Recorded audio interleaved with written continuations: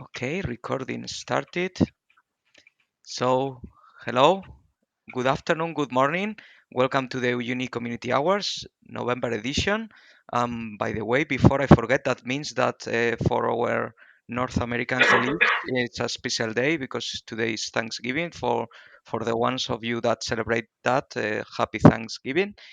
And yes, so I'm glad to be here again. And today we have the following agenda. Uh, I wanted to bring up this topic that you might have already seen in the mailing list about some security update that we released last week. And then we'll be talking about the Hack Week 24 projects. Uh, Actually, three of them. We might be having more in the next editions. But the first one is about new distributions as clients for Uyuni that Marina, Julio, and myself will be presenting. Then Richa will be talking about some simplifying of user management section for the UX UI. And last but not least, Yang will be talking about something interesting for, especially for developers, about enhanced changelog validation with GitHub Actions. And without further ado, let's get started with the content. So first of all is Uyuni 24.10 security update. You might have seen this release on November 19th, so last week, in the announcement mailing list. And this is about a security update, a patch to be applied on top of 24.10. So if you are not in that version, you first need to upgrade to that version, and then you need to patch. Um, Updating only to 24.10 is not enough. And the instructions are a little bit different, but they are documented in the website. If you go, you can see in the screenshot on the top in the menus. If you hit on download, there is a section called patches, and if you click there, you will go to the documentation, and I will talk about that a little bit in the next slide. And remember that Uyuni now is in containers, so you are upgrading containers. So this is a bit special, and that's why there is a special procedure explained. And the fonts, I know that they are small, but it's on purpose because I want you to go to the documentation and read it carefully so that nobody messes up. So basically, you have to add a patch repository to the Uyuni server, to the container host that is usually an OpenSUSE lib micro. Maybe you are using something different, but the version in which we test everything is a lib micro. And by the way, if you are using Uyuni on top of something else, let us know because it's always good feedback. So yes, you add the repository into the OpenSUSE lib micro. You refresh the metadata, then you apply a transactional update to update the container host. Uh, as a transactional system, it needs a reboot. And after rebooting, you have the long command to upgrade the Podman container. And for the details, as said, you will need to go to the website and read the documentation, which is what I want you to do. And uh, I would say that's all. This is the list of CVEs. Some of them have a score higher than 9. CVE scores is a scale that goes from up to 10. So those are serious vulnerabilities. So don't try not to postpone this for very long. Some of them were affecting Cobbler, and this needed to be a coordinated release because some bugs were under embargo, and that's why we decided to release this as a security update and not a new version because it was a bit faster to do. And I would say that's all. Do you guys and ladies have any questions about this security update? Or maybe some developer can point out anything I might have forgotten. Okay, it doesn't look like, but anyway, have a thought, a second thought about that. And if you have any question at the end of the presentations, we can come back to this. And okay, So, Hack Week 24 projects is going to be the next topic, and probably you cannot see it, but I'm actually wearing a Hack Week t-shirt from one of the previous editions. This is a reminder that there is a website at hackweek.opensuse.org, um, and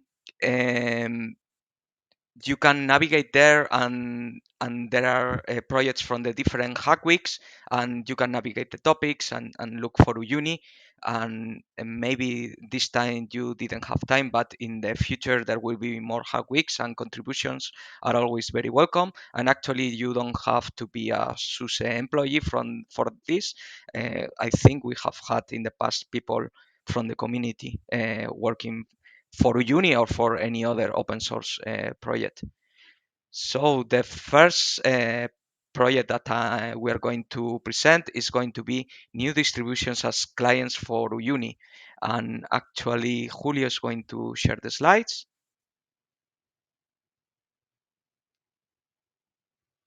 Okay, I can see the slides. And hopefully you can hear me as well, right?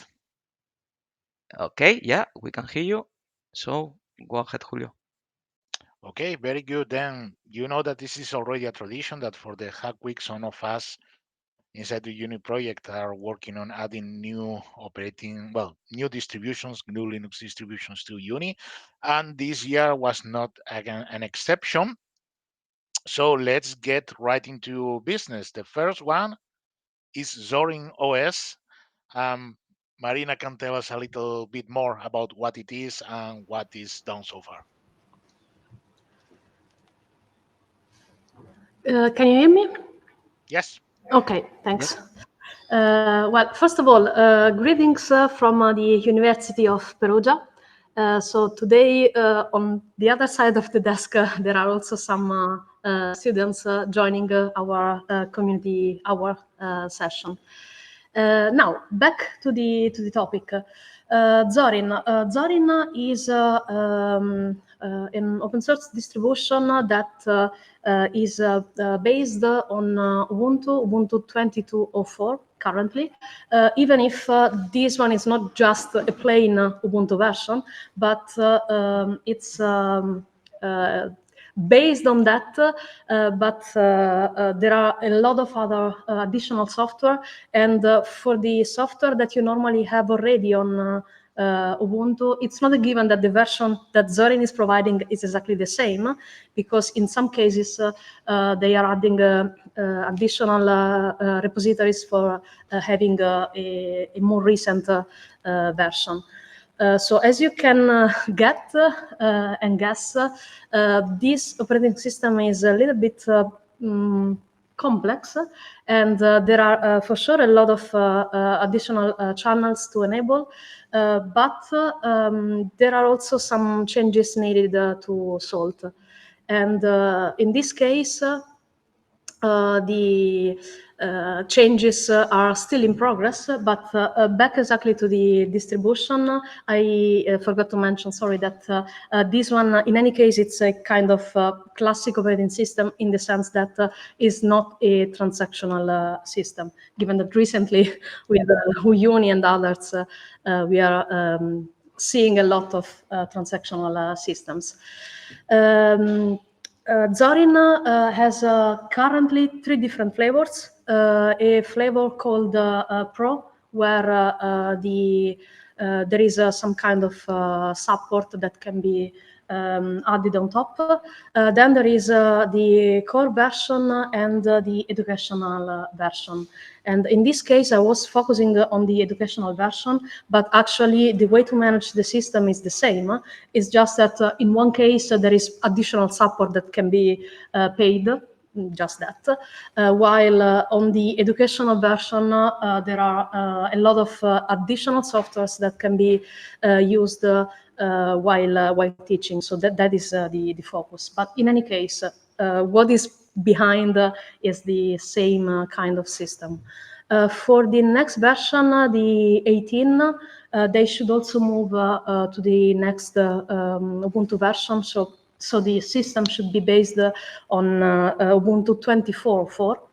Zorin is always using the LTS version.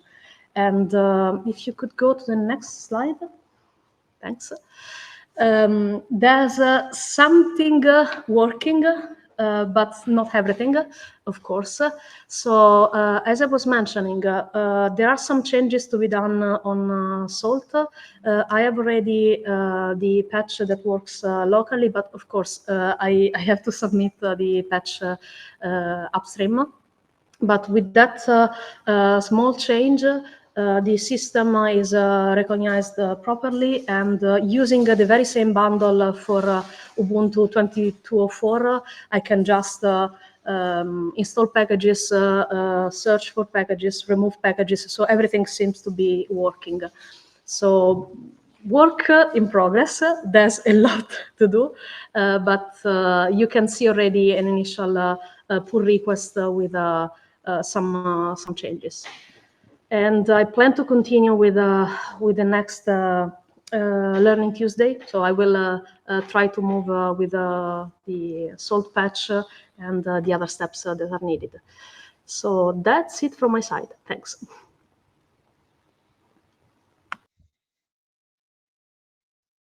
Okay, so the next one is going to be from my site as well. It's called FUS, which means Free Upgrade in South Tirol's Schools. It's also an Italian distribution from South Tyrol, that region in the north. And well, what is it? What is this distribution? Well, it's a classic operating system as well, not transactional, and is based on Debian 12. But the difference with what Marina just explained is that it is a plain Debian 12. So there was no work at all needed to add this into Uni, and the Sol minion was working. The one for Debian 12 was working by default. At least what I had time to check, uh, I didn't find anything wrong. So the repo sync was working. It was mainly repositories from Debian, but there was one specific repository um, FOSS, but I could add all of them and they were syncing properly. The onboarding through the web UI was working. I didn't have to do anything. I have to test the bootstrap script and the SSH minion, but honestly, I expect that this will work without any problem. I tested installing a new package. It was working. I have to test about removing and upgrading packages, but I don't think that I find any issues there. I need to check about salt specific stuff like commands, formulas, states, and so on. But in the little that I could check, no errors anywhere.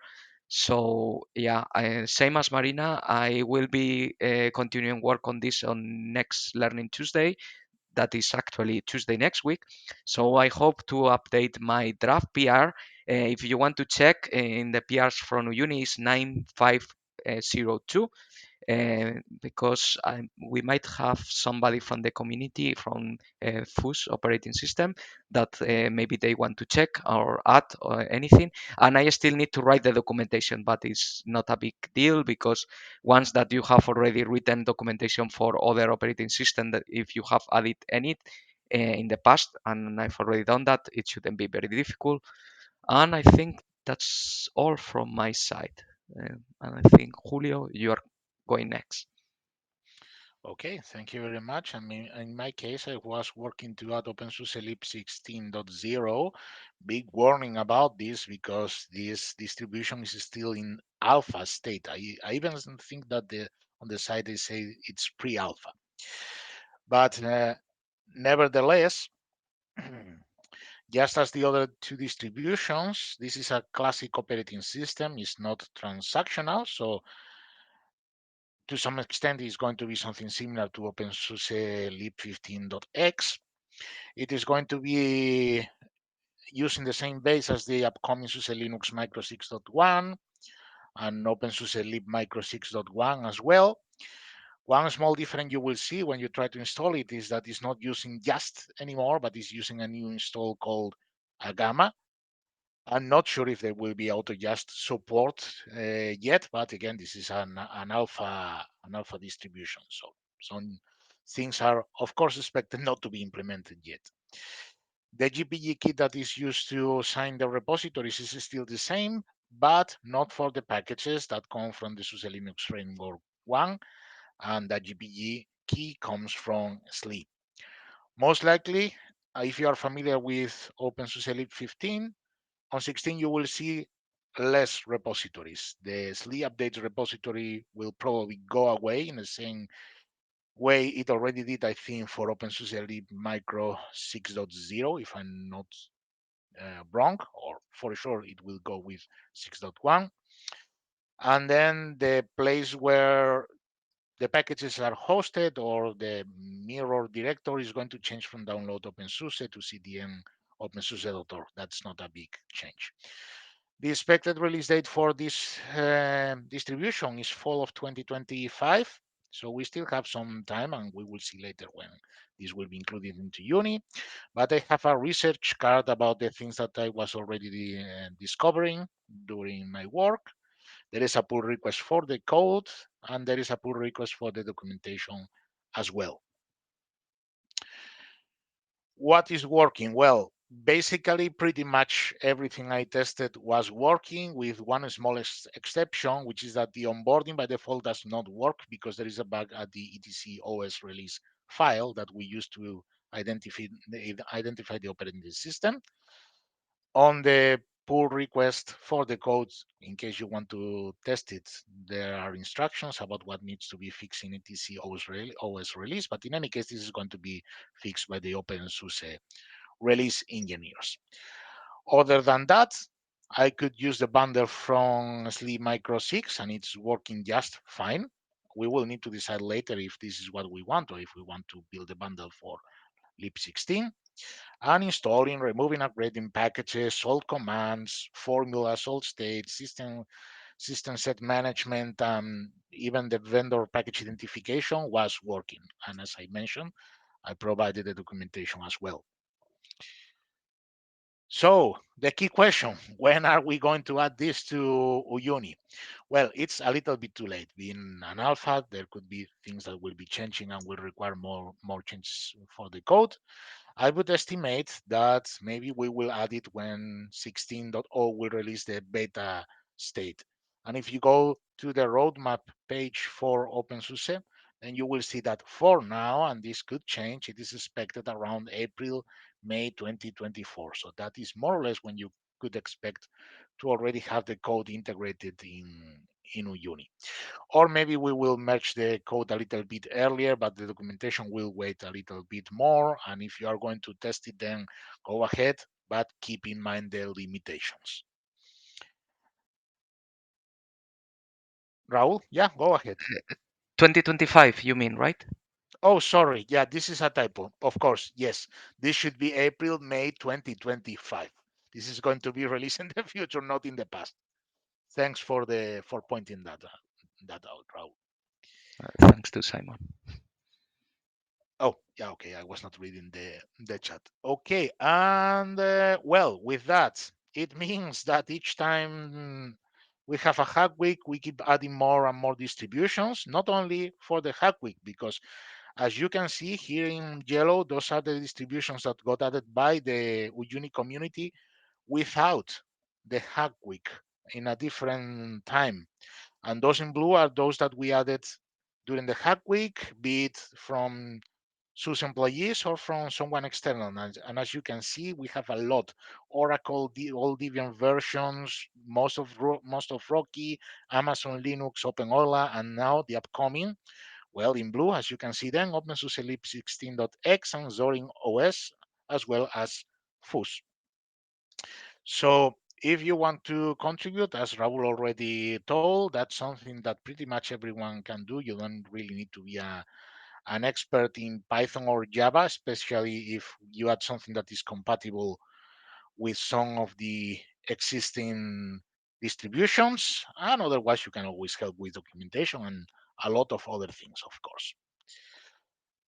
And with that, I think that if there are some questions related to this topic, then you can make them down. Otherwise, we can go to the Q&A at the end of the community hours for today.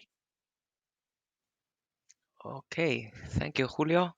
Any question you want to throw at us now, or if not, as Julio just said, at the end of the presentation. Actually, I have the chat open. I don't see anything about this. Uh, so we can continue. I'm going to switch back to my slides. Okay, so the next presentation is going to be from Richa about the UX and UI simplifying user management section. So stage is yours. Okay, let me share. Okay, my recording is continuing. And over. Okay, we can see your screen. You can see it, right? Uh-huh. Yeah, it's a new Uni server, the Okay. web UI. Okay, I can also see. Okay, so during my hack week, I focused on this section, user management section, improving the UX and the user flow for this section. So in the current management system, like in this section we have three separate pages. If admin has to manage the user, like active, deactivated and all. So basically when admin has to activate any user, or he has to deactivate any user, he has to basically go in his profile and then click on the deactivate user button, and it's a long process, to make any user active or deactive. And also there is this section where we get information about the user, like their status and all. But I wanted to simplify this process. I wanted to have everything in a single page where admin can interact with this information, and he can active or deactive user from one single page instead of switching between the pages. So I created this simple um, user flow.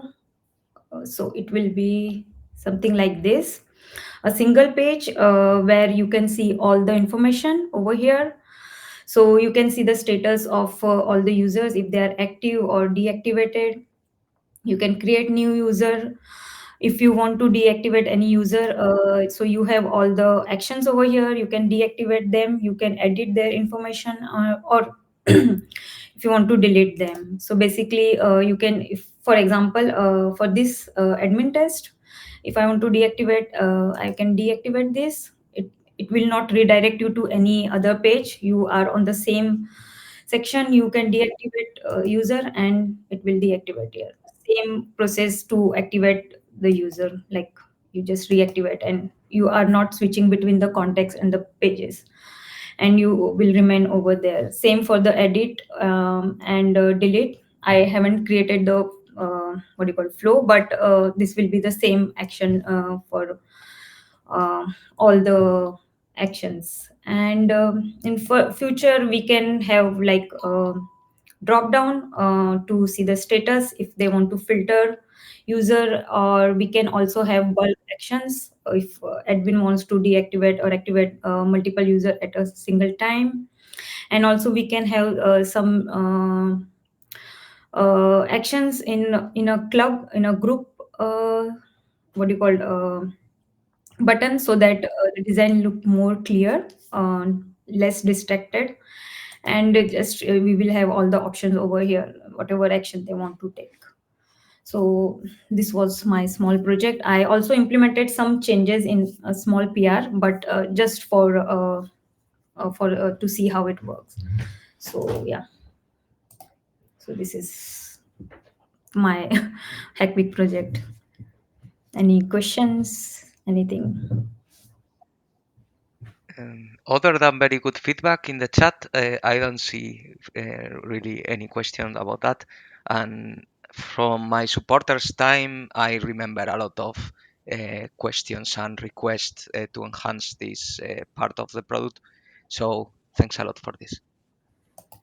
Thank you. So I don't think there is any question, so we can go to the next uh, presentation, which is going to be enhanced changelog validation with GitHub Actions, and this is going to be presented by Jan. Jan, Hi. Let me quickly share my stage is screen. yours. Thank you. Can you hear me all? We can hear you. If you're Good. sharing, we cannot see it yet, I think. Need my entire screen for this. Okay, now you should be able to see the README from Yeah, a little bit GitHub small, page. but we can see your screen. Okay, let me try to. Yeah, much better. Okay, perfect. So yeah, this is about the changelog validation tests that we've been already running for a while on Uyuni repository with pull requests. So first of all, let me tell you. So the new enhanced validation is in place since the beginning of this week. So if you had any pull requests already, you might have seen it working. And yeah, there has been some issues with that. And just this afternoon, I published a fix with a lot of patches for every reported issue. So it should be, all the reported issues should be fine now. And yeah, after saying that, let's start. So what is this new enhanced validation? So as you know, the older validation was pretty basic. It just tested if you had any changelog file with your pull requests. So, and if so, then it was fine for it.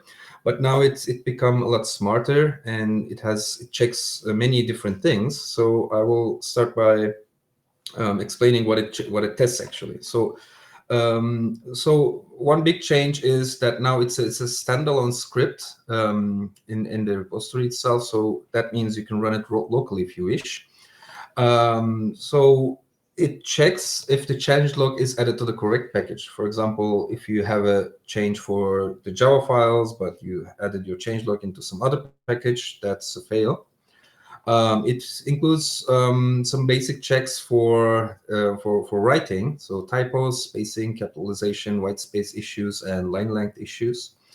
It also one of the nicest features of it is if you have a tracker in your pull request title or commit names or pull request description, wherever, it checks that if these trackers are spelled correctly. So if you mistype BSC, for example, it would recognize it and tell you to fix it. Also, it's not activated yet. We are still in the process of making sure everything is fine with that. After it's online, it will also check your BSC numbers against Bugzilla to see if that bug really exists, and it also belongs to SUSE Manager. If you somehow mistype not this part but the ID part, for example, it would probably either be unavailable bug or some bug otherwhere somewhere else in the ecosystem. So that would be another fail. What else? Another new thing is, like, if you have multiple changelog files or somehow longer files, and if there's a failure for a typo, for example, it also pinpoints where exactly that typo is, so it's easy to find out and fix.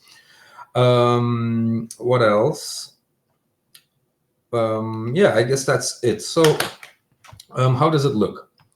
Let me show you a test pull request. Here it's a dummy PR to trigger the tests. And yeah, this, when you see it down below, yeah, you can immediately see that it's failed. So before, like I said, it was pretty simple and it was just one simple test. So now it tests for many different things. So it makes sense in any case to see the details of any failures. So when you click on details here, you can see every individual failure here listed, and you can address them specifically. So it tells you what the failure is and which file and which line it is also. One thing to notice here, some of the failures are not errors, like real failures, and they're just warnings. And these are the things that it cannot be sure. So for example, a mistyped tracker file. So you wrote BSV instead of BSC, for example. It cannot make sure that if it's really wrongly written. So it just gives you a warning. And the test, if warnings are the only things,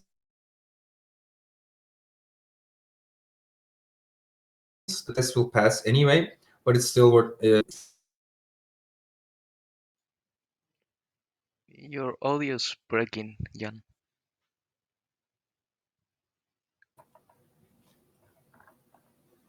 Can you hear me well still? Yeah, yeah. It Okay. broke twice, but it seems to be back. Okay, yeah, it might be my connection. Sorry about that. Anyway, so if I go back to the pull request, one nice feature of this new style is that when I go to change files, it pinpoints the exact places in this view. So I don't even need to go to details. It tells you where the failure is and what the failure is itself. Of course, this is a test pull request. I have long changelog files with a lot of mistakes. This, you won't be seeing this much usually, but still it helps to see this in this page without needing to go into details. You can see some like basically every possible failure is in this pull request, but it will look similar to this in your pull request as well. I want to go back to the run details to tell you a little bit of how it works so that you can understand it better. What the whole job does is, I will go through the steps here. So first, it does a checkout only for the workflow file. This checkout is not the real checkout, and it only checkouts the code that it needs to run the tests for. And then this step is important and usually confusing. So at this step, we check that if any of the master changelog files are modified. They are the changes, original changes files that we shouldn't be touching. So as you know, since a while, we're writing these changelogs per feature and per author. So you add prefixes to your changelog files, so you don't change the original files.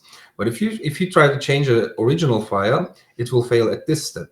And what's important to know is this step is run regardless of if you wanted to run the change logs or not. So what I mean by that is this checkbox here. So even if you check this checkbox and you don't want to change, you don't need a change log for the future, that master changelog step will still run. So that doesn't give you permission to remove or change the original changelog files. So this will fail in any case. One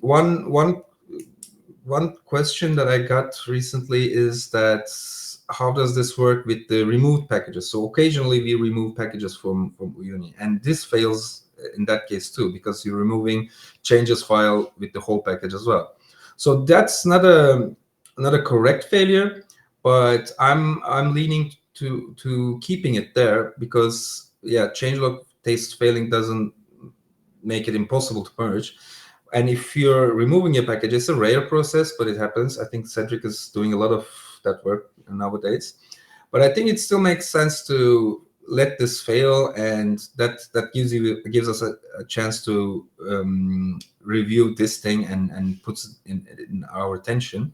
So even if there's a package removal, then you could probably ignore this failure at this step.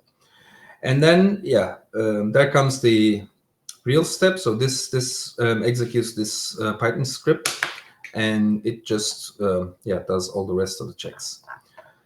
One last thing I want to show about this is here. So mostly about running this locally. So if you're just for some reason interested in how it works, or you want to run this locally before seeing it on GitHub, is this is a directory that all this stuff is in, and there's a README file. This README file is from there, so it also has all the information how to run this locally. But if I would quickly demonstrate how it works, I hope this is also visible enough, the text size. Maybe if you can increase it a little bit. Okay, a little bit more. How does it Yeah, look? Perfect. big enough. Yeah. Okay, so what I need to do to run this, well, let me show you the file first. It's inside here. And yeah, you can also see the README file here as well. Anyway, so the file is this one.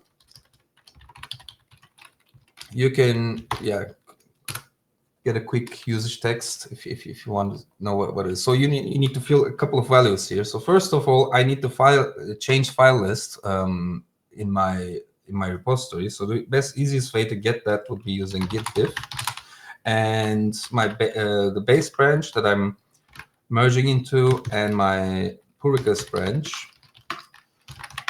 So yeah, if I run this, yeah, so you see my changes, and I need the file names, so it returns to me a list of files. So if I go ahead and add this to write this to a variable to make it easier to run.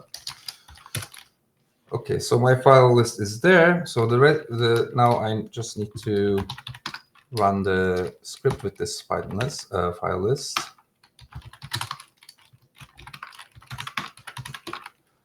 So a couple of additional arguments that I need to put is, in case it's not the upstream repository, which is not right now. So I'm using my own fork not to mess up the upstream repository. If you're working on your own fork, you need to specify here in the git repo parameter.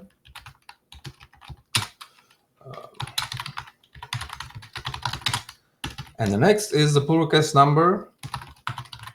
It's number 6 for me. And yeah, if I want to include the tracker validation, the BSC numbers, etc., then I need to define it here, define a tracker file here. I will tell you more about this file later. And the file is already in, let's see.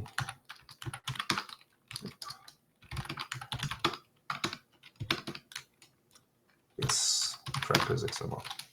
So this is a file that's packaged with this test code, so you don't have to find it yourself. But yeah, there are ways to use different tracker files as well. I will mention them at the end. So with this, the final thing I need is the file list as a positional arguments, and yeah, that's it. When I run this, the same test is going to be run on my local. So let's see, I think I'm doing something wrong. Does this? Okay.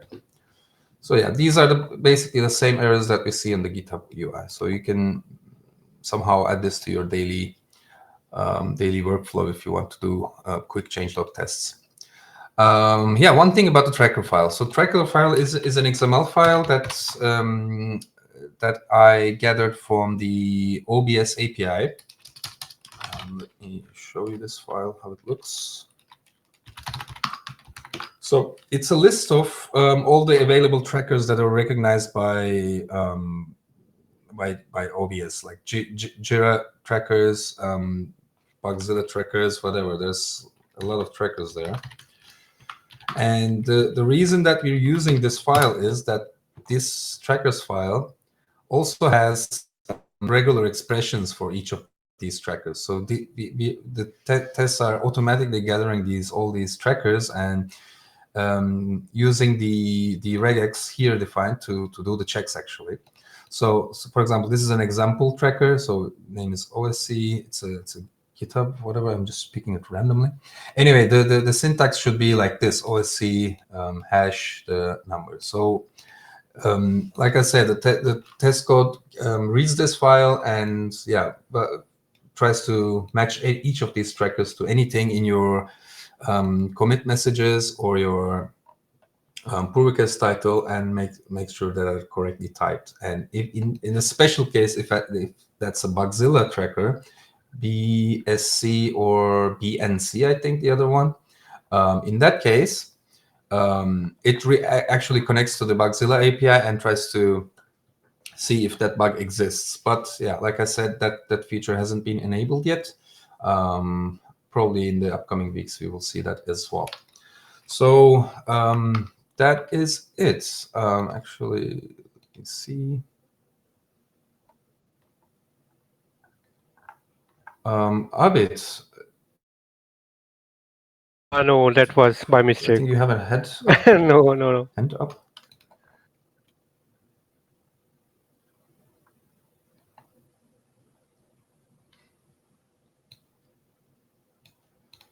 Okay, so that's basically it. What I wanted to show. I guess there has been some comments.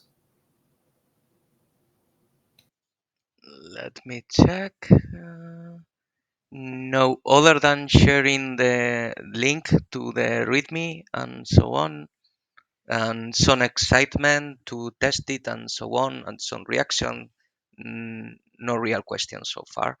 And I can say that for developers, but even for people who do small thingies in pull requests, like myself, it looks promising and very useful.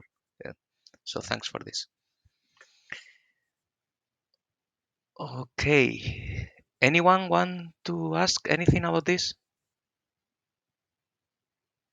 Okay. So thanks, Jan, uh, for the presentation, and we I can. think I'm not hearing anyone. Sorry. Okay, no worries, Jan. It's fine. Uh,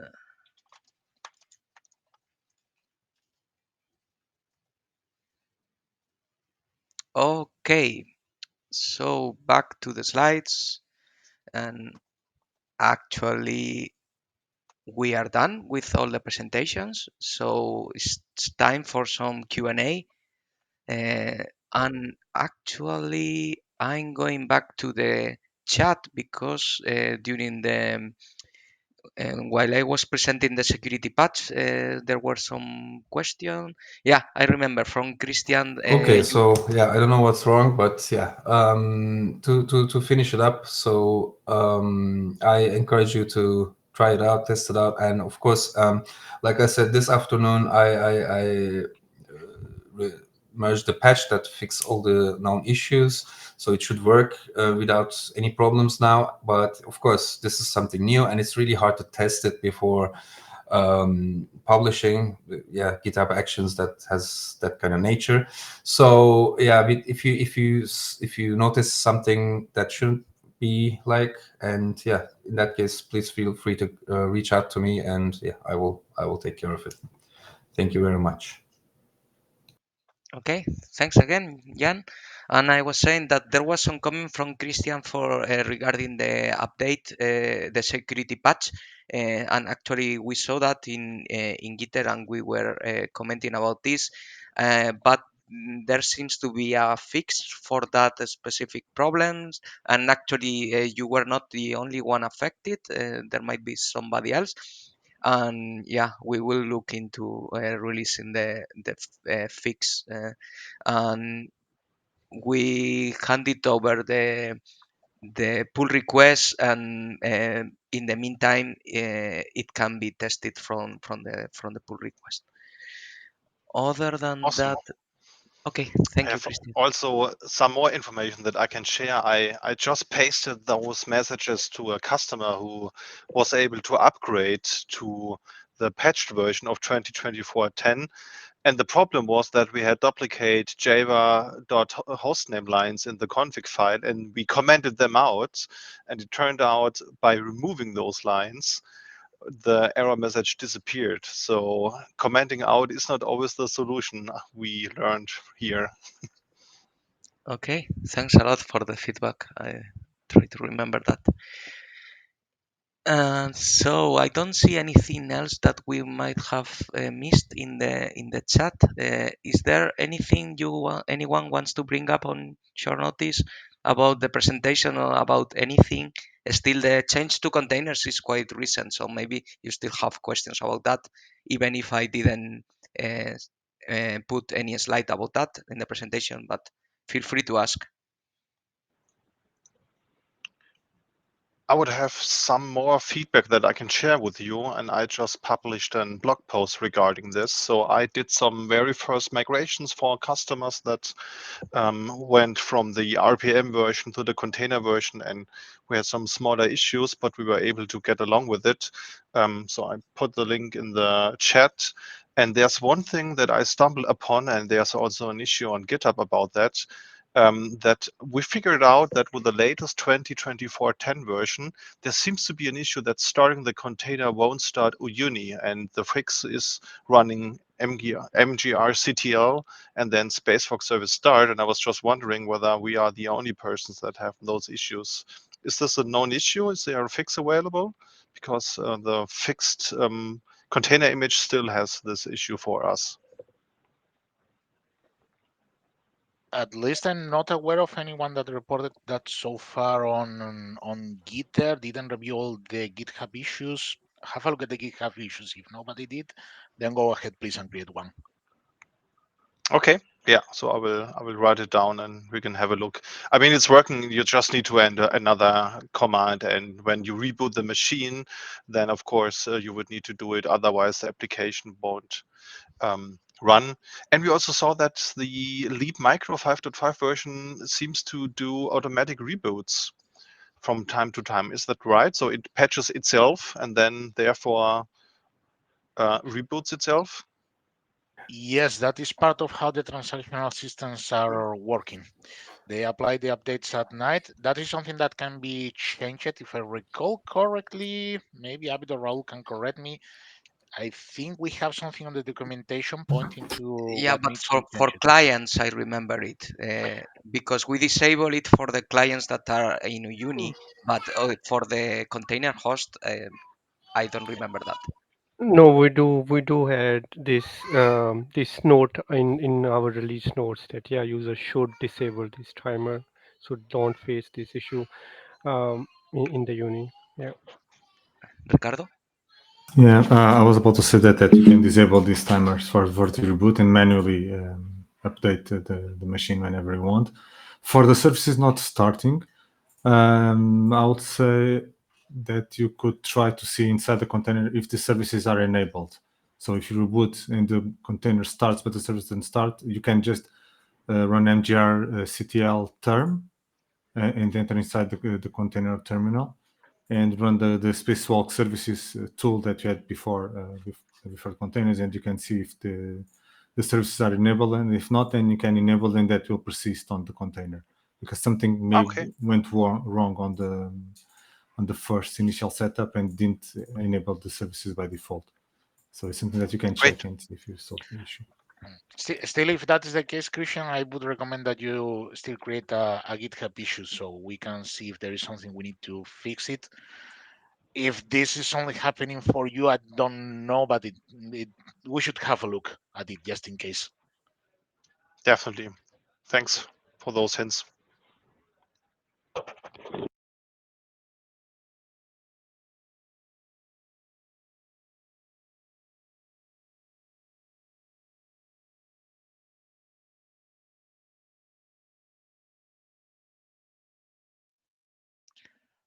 If you're looking for that, could be, as David mentioned, that is on the release notes. I don't remember exactly. I was muted. I was looking for the release notes. Yeah. No, those are on download, and then of course you go to stable and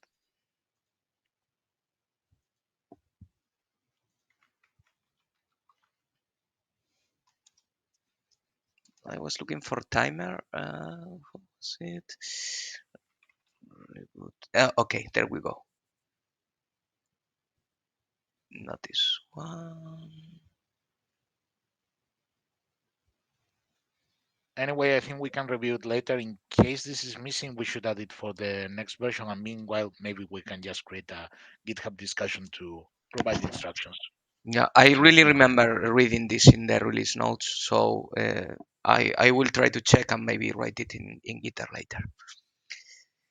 So anything else? Well, Abid just shared the command systemctl -- now disable transactional dash update dot timer. That's the command. Just one word of advice about it. Then remember that you will need to reboot from time to time, because otherwise your instance could be vulnerable from the point of view of the host. The container may be safe, but maybe you have something that is vulnerable on the OpenSUSE micro itself. Okay, thanks for the remark. So any other comment, any other question? We still have some minutes if you want to ask anything. Okay, so I think we can wrap up. Thanks everyone for attending. As said at the beginning, for anyone attending from North America, happy Thanksgiving. And for the rest, thank you for your time and hopefully see you. I'm not sure about December edition. Anyway, we will let you know about dates and everything as usual in the mailing list. So see you in the next edition whenever it is coming. Thanks for attending, and I will stop the recording now.